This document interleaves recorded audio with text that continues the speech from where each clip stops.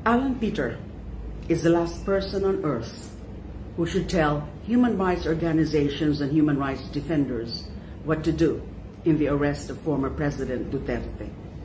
He is also the last person on earth with the credibility to talk about due process and human rights.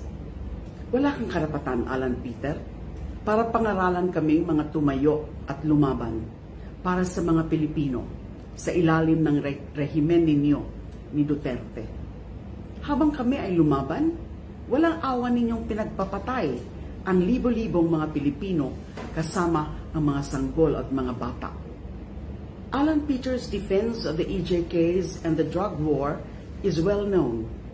In fact, he should be one of those accused and arrested by the ICC together with Duterte.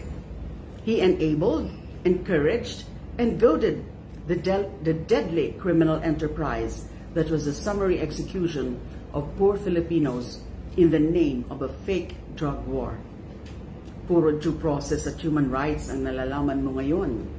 Pero nasaan ka noong nilabanan ko sa Senado ang kawalan ng due process at paggalang sa human rights ng mga pinapatay sa drug war? Hindi ba ikaw ang pinakaunang kumutya sa akin na bakit ko nilalabanan si Duterte? Hindi ba sinabi mo pa na kailangan pa nating pasalamatan si Duterte dahil ginawa na niyang parang Singapore ang Pilipinas sa pagpatay sa lahat ng mga kriminal at adik? Hindi ba sinabi mo ang nakulang pa nga ang mga pinapatay sa ilalim ni Duterte at kakaunti pa lamang ang mga biktima ng EJK kumpara sa panahon ng ibang mga pangulo?